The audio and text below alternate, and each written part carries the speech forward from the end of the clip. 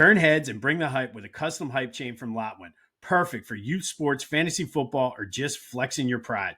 Go to Lotwin.com, use the promo code TCCPOD for 10% off your order. That's Lotwin.com, promo code TCCPOD for 10% off. Get your custom hype chain and get hype with Lotwin.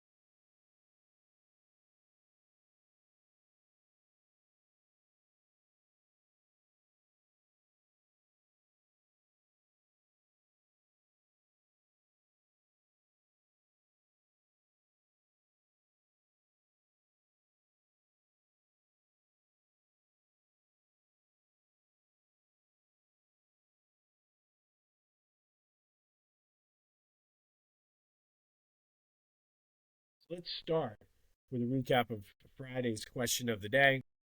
I asked you, who is Kyle Schwarber, the National League MVP after his 4 home run, 9 RBI performance? 79% of you said yes, he is. It really comes down to him and Ohtani, so a DH is going to win it, so why not Kyle? Lots of MVP chance at the bank this weekend. And then let's get into the trivia question from Friday that Kyle Schwarber completely messed up. It was originally going to be who holds the Phillies single game record for RBI in a game. That now is Kyle Schwarber with 9. But prior to that, who is in second? That would be Mike Schmidt, Willie Puddinhead Jones, and Jason Worth, who each had 8 RBI in a game. But now that record belongs to Kyle Schwarber alone. And then a pretty good weekend for the Phils. They took 2 of the 3 games against the Braves. Friday, Ranger was solid. Pitcher's duel came in. Duran saved it. Castellanos wasn't too happy about being pulled for defensive purposes. But, hey, it is what it is. You're trying to win a World Series. There's no time at this point to worry about feelings. And they did it through small ball. I really like it. Both games, actually. Saturday, they won 3-2 in 10 innings. Weston Wilson with a homer. But other than that, it was small ball. Saw Bryce dropping down bunts down the third baseline, taking the extra base, doing hit and runs. Christopher Sanchez was solid again on Saturday. Good bounce back for him. And then it was Trey with the walk-off. But I liked what I saw. I would have liked more consistency with the offense on Friday and Saturday, but they were doing what they needed to do to win, and that's a good sign for this team. And then yesterday, tough one. Jesus Luzardo was outstanding, but they lose it 3-1. Jose Alvarado struggled in the 8th, or I guess it was the 9th inning for him. But 4-3 week after that disaster that happened in New York, they have a 6-game lead. So I think, obviously, still not happy with the way they played against the Mets. However, you come out of it with a 6-game lead, and it's just bizarre to me. The Phillies picked up right where they left off pre-Mets series, and the Mets, to their credit, picked up right where they left off before the Phillies, back to stinking. So it's definitely something in the minds of the Phillies against the Mets. But some other news. They signed, came from the Dodgers. Walker Buehler will be assigned to AAA. He's going to get a start down there, and then he will be up pitching on September 12th against Kansas City.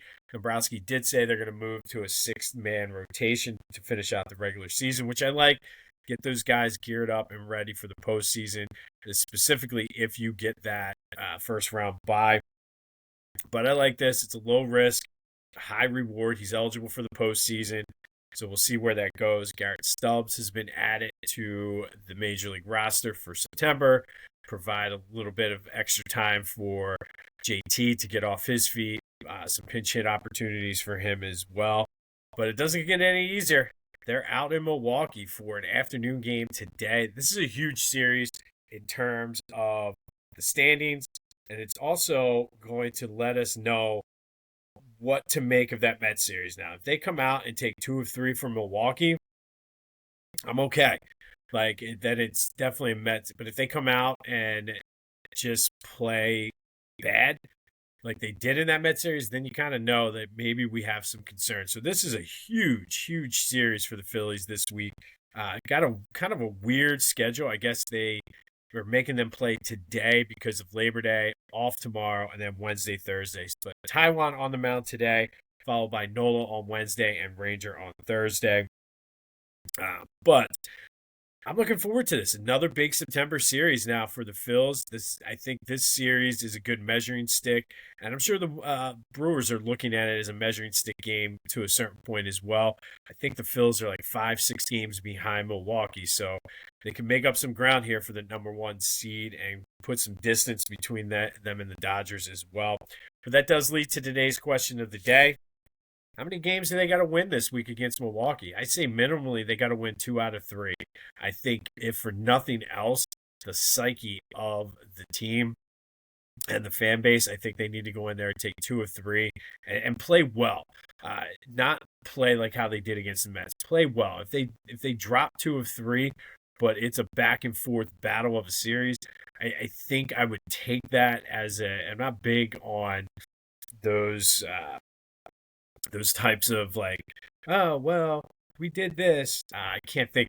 My brain's not working this morning. I can't think of what I'm trying to say here. But if they go in there and play well but lose 2 of 3, moral victories. That's what it is. Moral victories. Not usually big on moral victories, but I mean, if they go in there and go toe to toe with the Brewers and just come up short in a game or two, I'm okay with that. But I need to see them playing well. But what are your thoughts? How many games this week? 267. 495-8531. That's the Back to the Future voice and text line. Get that. Anything else Phillies sports related off of your chest. But the Phillies Brewers this afternoon. Big, big series for National League supremacy. The Union were in action over the weekend. Huge victory. Bruno Damiani scored the only goal as they beat Cincinnati. But in the win, the Union clinched a playoff spot and now have a 5-game lead with 5 to play. They're still very much in play for the Supporters' Shield, but more importantly, they need to go on and make a run toward the MLS Cup. A good win for the Union this weekend, 1-0 over Cincinnati as they expand their lead in the MLS Eastern Conference.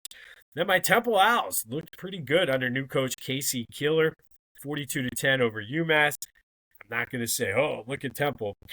Listen, there was a point in time where you were the team losing 42-10 as a Temple football fan. So anytime the Temple Owls put up 42 points, it's a big deal. But it was solid. They did what they needed to do against an inferior opponent, which is something they have not done in recent years. I like the attitude that they came out and showed. Quarterback Evan Simon threw 6 touchdown passes, and I thought this was going to be a run first, but the defense in the run game did ice this game away for the Owls. They play Howard next week before that gauntlet of Oklahoma and Georgia Tech. But I told you last week, I like the Temple over 3.5 wins. We got 1 down. We're 25% of the way there, but good win for the Owls. They take on Howard in their home opener at the Link this weekend. And then, of course, the Eagles take on the Cowboys. It's Dallas week, and we talked a little bit about the Michael Parsons trade on Friday. I think I feel everybody's making a bigger deal about this. Did the Packers get better? Absolutely. But that you still have to score points, and I'm not so sure. I'm not sold on Jordan Love yet. Maybe I'm in the minority here, but it is. We'll see what happens. But I think if anything, the Eagles' path, and I said this on Friday, and I still believe it. I think their path to the number 1 seed, if they take care of business and do what they need to do, is easier now because you got those teams that in the NFC Central that are going to beat each other up. The Lions and Packers are going to beat each other up. The Vikings still have a good team. It remains to be seen what J.J. McCarthy can do at quarterback. And then everybody's expecting the Bears to take a step forward too. So that should knock those teams kind of down a little bit. And then we'll see what happens. I mean, the season hasn't started yet, so we don't know. But they got better, but I'm not like, oh my goodness. I still think Detroit's going to be a better team. I know losing Ben Johnson is going to be a huge thing for them to overcome, but I still worry more about Detroit than I do Green Bay. But we'll see how that goes. But Eagles Cowboys week, Eagles do seem to be relatively healthy. Landon Dickerson was practicing, A.J. Brown, Devontae Smith, Drew Makuba. So it looks like they should have a pretty big full complement of their players for Thursday night as they take on the Cowboys. But as this game gets closer, we will have more on it. And then, of course, programming, don't forget, dropping Wednesday morning. Probably will set it up for a midnight premiere. The Brotherly Birds breakdown with my brother and I as we break down, get you ready for the Eagles Cowboys this week. That will drop every week, probably on Thursday or Friday once we get into a normal routine. But due to the Thursday game, we're recording a little bit early. We'll be recording tomorrow night, but stay tuned for the Brotherly Birds breakdown. Get you ready for the Eagles Cowboys this week. All right, so what happened this weekend in Philly sports history? On August 30th in 2023, Bryce Harper hit his 300th career home run. It was the Phillies' 59th home run in August, and they set the team or expanded their team record. However, Phillies did lose to the Dodgers 10-8 on that day. And then in 2007, Phillies completed a huge 4-game sweep of the Mets, 11-10, when Chase Utley walked it off in the 9th inning, and this really set the stage and let the Mets know heading into September, the Phillies are coming for you, and they did chase them down. So that was August 30th. Then August 31st in 1979, Danny Ozark was fired, led the Phillies to 3 straight NL East championships, a couple of 100-win seasons, but the Phillies were struggling after picking up Pete Rose in 1979. Dallas Green was named the manager. He was the farm director or head of scouting on the farm system, something in the minor leagues. And we all know what would have happened the next year as Dallas would get the best out of them and lead them to their first World Series in 1980. Then in 2006, Ryan Howard set the Phillies team record with 49 home runs. He would go on to hit 58. Can Kyle Schwarber catch him? We'll see, but that record was set originally by Mike Schmidt in 1980. And then in 1997, first time and only time in their team history, Eagles opened up the season on August 31st with a 31-17 loss to the Giants. Fell behind early 24-3. Rodney Peete replaced Ty Detmer as quarterback. Started to lead a furious comeback, but they would come up short. We all know that 97 Eagles team just was an absolute disaster. But that is Rewind the Weekend, brought to you by Philly Goat. That's what you missed. Big weekend. Phils take 2 out of 3 from the Braves.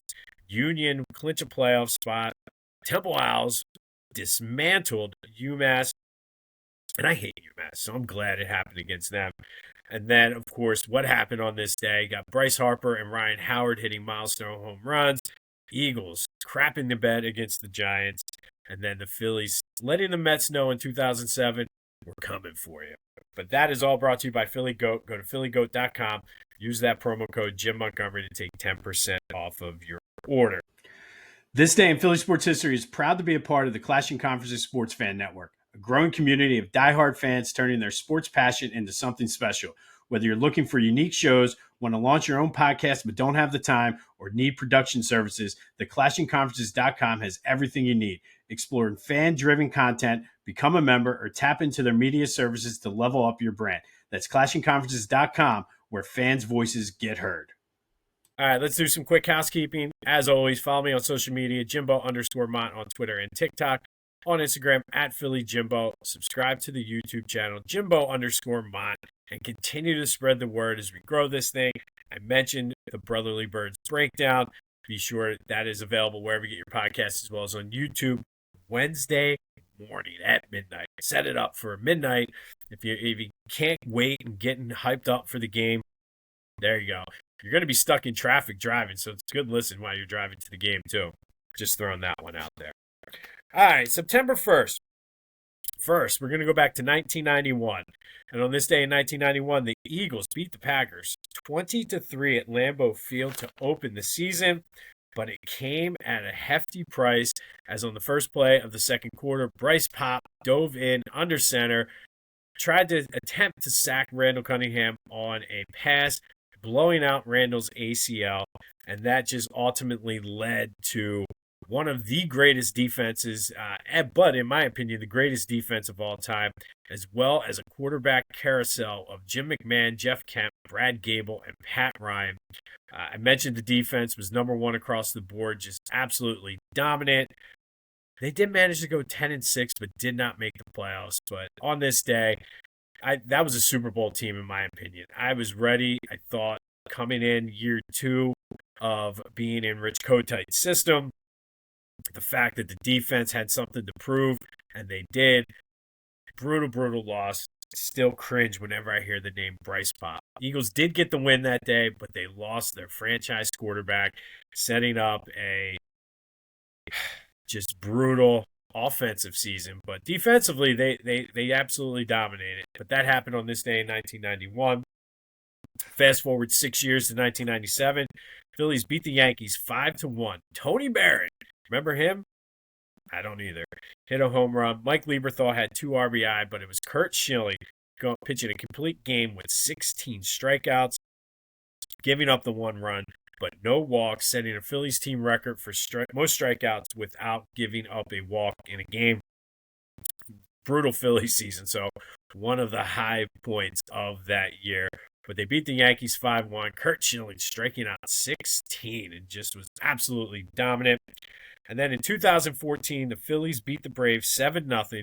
Ben Revere went 2 for 3 with 5 RBI at the plate. But it was all about pitching this day as Cole Hamels, Jake Diekman, Ken Giles, and Jonathan Papelbon combined for a no-hitter, striking out 12, walking 5. It was the 12th no-hitter in team history, the first and to this point only combined no-hitter, and set up Chooch for being having caught his, or I guess this was his third, but his third no-hitter that Chooch caught. But a combined no-hitter on this day in the Phillies 7-0 win over the Braves. That does lead to today's trivia question, though. Chris Short holds the Phillies record for strikeouts in a game with 18. He did it in an 18-inning game in which he pitched 15. Who holds the Phillies record for strikeouts in a 9-inning game?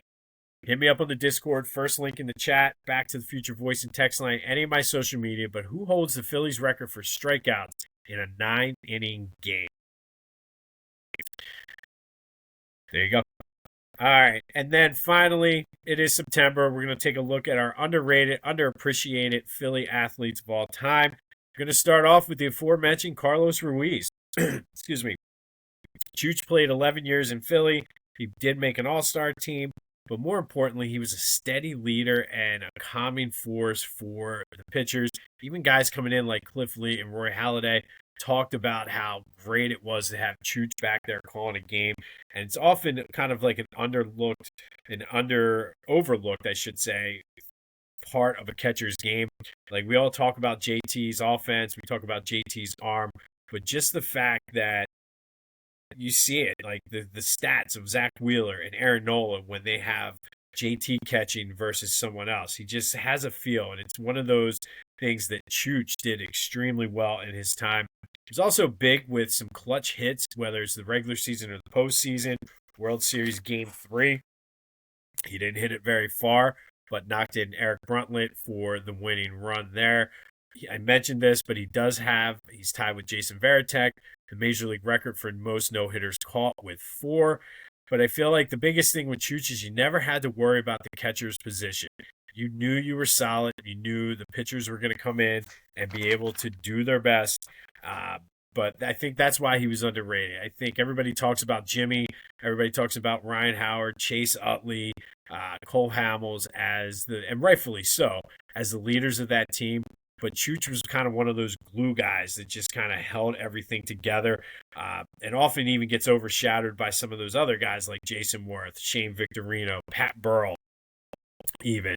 But the Phillies certainly do not win that World Series in 2008 without Chooch.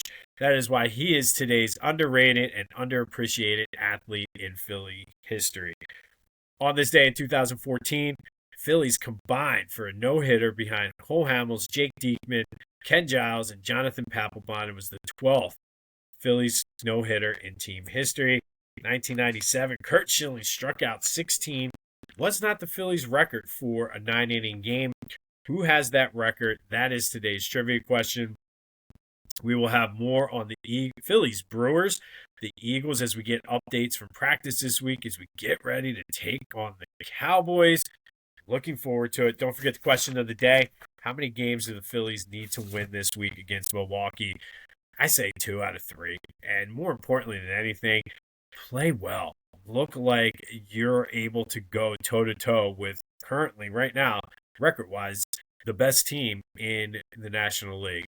I think they can. So let's go in there, take 2 out of 3, expand that lead a couple games even, and just kind of get ready to bury the Mets here in a week or so. But this has been This Day in Philly Sports History for September 1st, 2025. My name's Jim Montgomery. Have a great Labor Day. Be safe. Good luck to everybody who starts back to school. I know a lot of people already started. Final wave of students will go back tomorrow. So good luck to everybody. Be safe, though. Don't do anything stupid. Enjoy your day. And until next time, I'll see you when I see you.